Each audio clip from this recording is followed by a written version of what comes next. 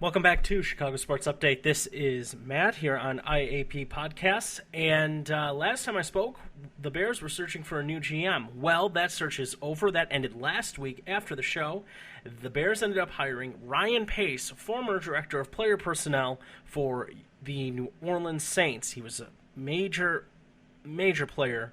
I shouldn't say major player, but he was a key individual in creating the new sustained success that the New Orleans Saints have had recently, and including their Super Bowl title of a few years ago. He takes over as Bears GM. He has full authority.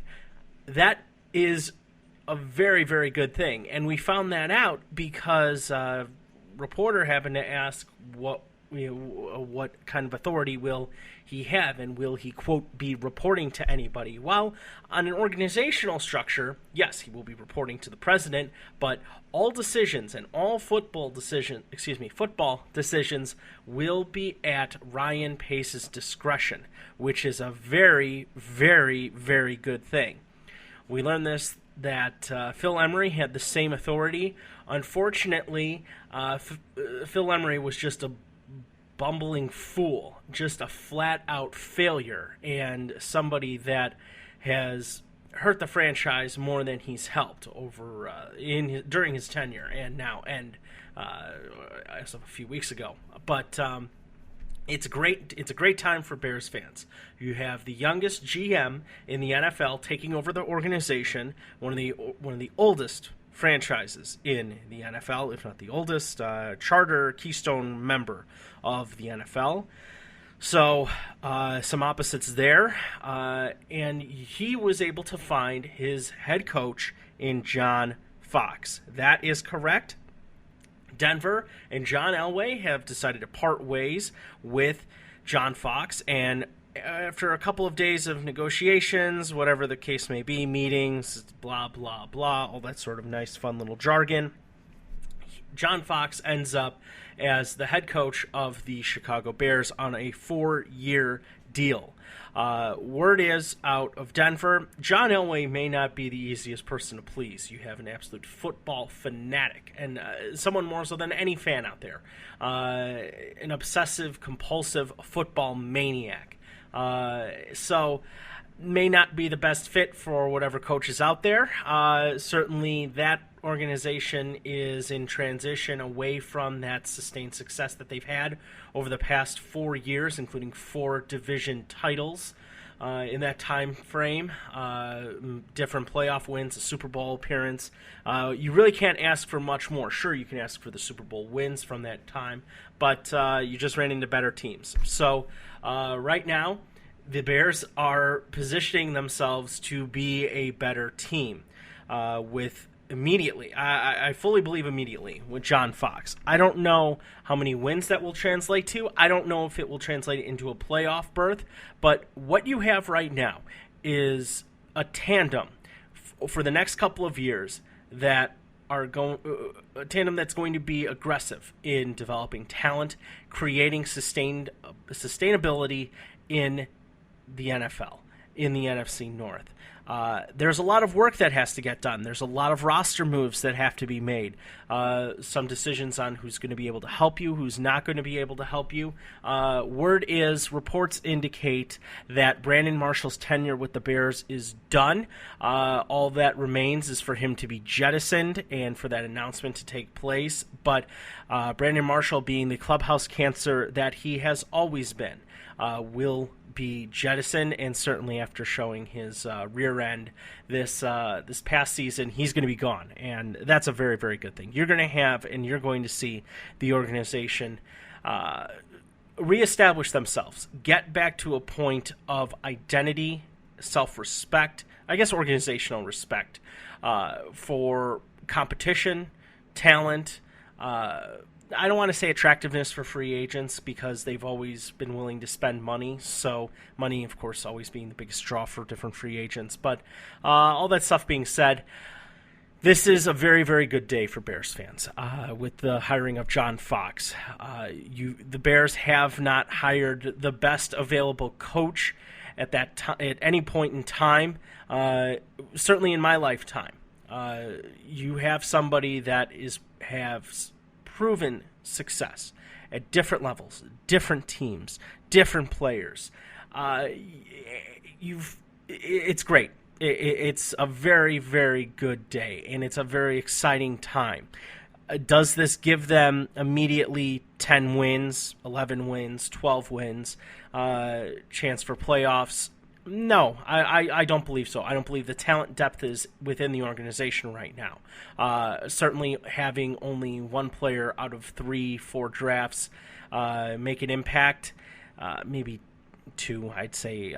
Ego Ferguson has been, I think, was a very nice surprise for the organization. But you have some you have a long road to sow. And long road to sow. It's not going to be easy. This is not going to be fixed in 1 year. The NFL is seemingly built to be fixed in 1 year.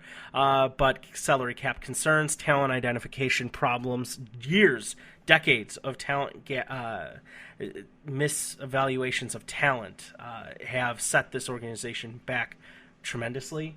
So there's only one place to go, and that's up. Rock bottom, certainly, I believe, was with Mark Trestman. Listeners, feel free to hold that to me and let me know. And, well, I'm sure I'll be happy to call myself out on that if it does get any worse from here. And when I mean worse, I mean no organizational control, no draft success, the sustainability flying out the window. If those things don't happen in, I'd say, 3 years, or look like they're being established over the next few years, I'll be happy to take that back. I'll be happy to admit that I was wrong. I'm not expecting Ryan Pace to hit on every single pick in this upcoming draft, certainly with having to move on the fly and readjust his priorities. I guess up until 10 days ago, Ryan Pace was focused on what the New Orleans Saints were going to be needing. So, I'm not willing to. I guess I'm willing to give him this class, but for all the work that he's done, I believe a lot of that can transition over to the Bears. So, I see very good things. I like where the organization is headed. I like the hire. You don't have a maniac like Mike Shanahan, coming in and taking over the team. Someone that's going to clash and be adversarial to the GM. You don't have that. You don't have an unproven coach. You don't have an unproven coordinator. You don't have somebody so dedicated to one side of the ball. You don't have frankly, you don't have crackpots and lunatics in key positions in the team, not allowing and not asserting the authority and control that they need to do. So immediately, you're better. You have hired a replacement-level coach, but more than a replacement-level coach when it comes to Mark Trestman. John Fox is somebody that has a proven track record of success. His record may not indicate it, but look at the organizations that he's gone to and the tenure that he's had with those organizations. He does have an above 500 record in the regular season and in the postseason, and that's a very, very good thing. The fact that he has an above 500 record is fantastic for him. He's been to Super Bowls. Yes, I know he hasn't won either. First time he ran into the New England Patriots at the start of middle, I guess, of their dynasty. Start, middle, whatever you want to say there for New England Patriots. And last year you have... You have a team that just was overwhelmed against Seattle, which is now showing to be the most dominant team in the NFL, certainly in the NFC at this point in the season, as they are again playing in the NFC Championship game for the right to go to the Super Bowl for the second consecutive year. I fully expect them to beat Green Bay, especially with an injured Aaron Rodgers, and I expect New England to make, not necessarily dice up Indianapolis. I think that'll be a much closer game than what Green Bay and Seattle will be giving us. But I expect it to be a good game. I expect it to be a very competitive game, and the New England Patriots are unstoppable in Foxborough at home. So I don't. There's no reason for me to see that to see them not win. So I fully predict a Super Bowl of Patriots and Patriots Seahawks.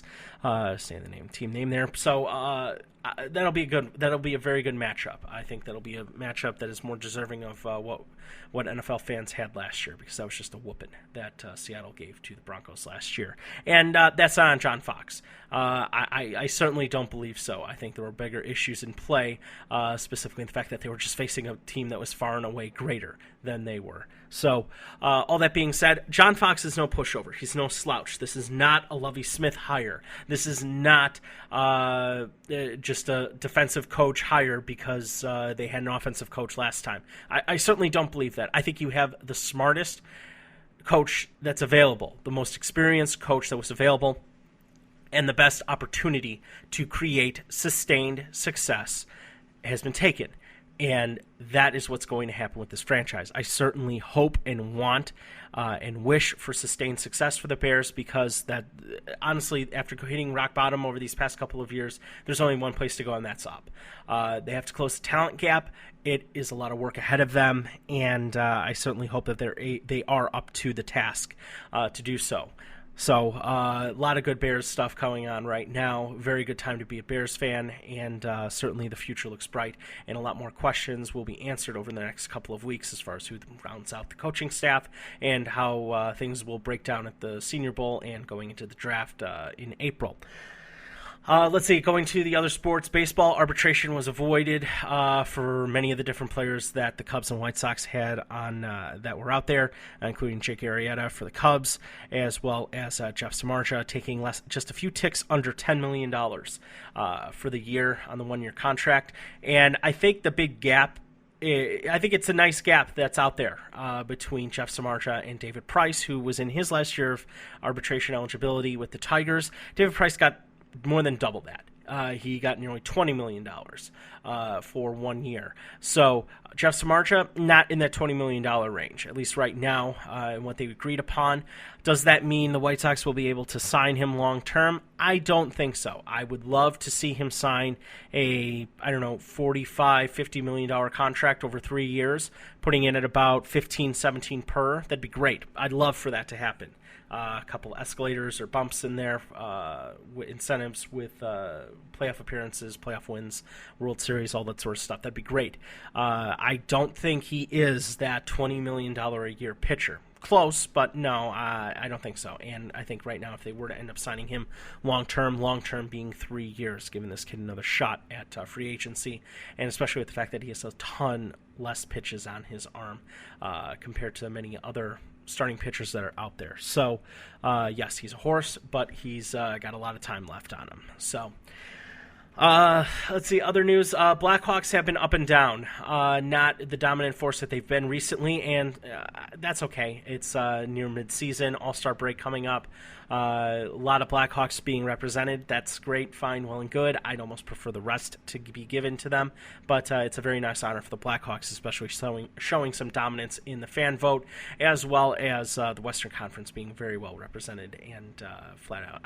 Yeah, sure, East has its own little stars. That's cute. It's very cute that they have Martin St. Louis and Sidney Crosby, as well as Alexander Ovechkin and Ofer when it comes to the playoffs. So, very happy about that. So, it's a good time for hockey. Certainly some, it's starting to really gear up and really get into that hockey season right now. NBA, Bulls scuffling of late, not playing very good defense, very poor offensive showings, some poor shooting.